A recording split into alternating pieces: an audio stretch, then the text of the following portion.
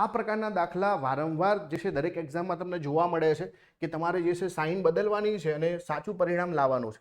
હવે પહેલાં તો જે મારી નજર છે તે ગુણાકાર ને ભાગાકાર પર જ જવી જોઈએ.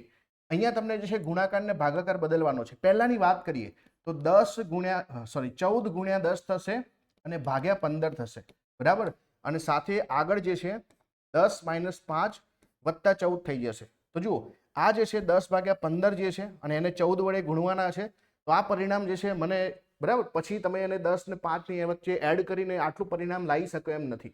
બીજામાં પણ સેમ સિચ્યુએશન થશે કે અહીંયા ગુણાકાર જે છે તો 10 ભાગ્યા 15 થશે, બરાબર. અહીંયા પણ જે છે 10 ભાગ્યા 15 થશે. તો હું જે છે શું કરીશ, હું છેલ્લાથી સ્ટાર્ટ કરીશ, કેમ કે મને અહીંયા જે છે આ ગુણાકાર જે છે ભાગાકાર થશે ને 30 ભાગ્યા 5 ને આ જે છે પ્લસ જે છે કેટલા થઈ જશે, 4 થઈ જશે, ગુણ્યા 10 થઈ જશે, વત્તા જે છે એના બદલે આપણે માઇનસ કરીશું, -15 થઈ જશે. તો જુઓ 30 ભાગ્યા 5 એટલે કે અહીંયા 6 થઈ જશે, વત્તા જે છે 10 ચોક 40 થઈ જશે અને -15. તો આ 40 ને 6 46 અને 46 માંથી 15 જશે તો 6 માંથી 5 એટલે 1 અને 4 માંથી 1 તો 3. તો આપણો જવાબ આવી ગયો ઓપ્શન નંબર ડી. તો આપણને પહેલા જે સુટેબલ લાગે ત્યાંથી આપણે સ્ટાર્ટ કરવાનું. ભાગાકાર પોસિબલ હોય, મોટા ભાગની અંદર એવું જ હશે કે ભાગાકાર સરળ થતો હશે અને બીજા બધા ઓપ્શનમાં નહીં થતો હોય, તો આપણે એ ચેક કરવાનું.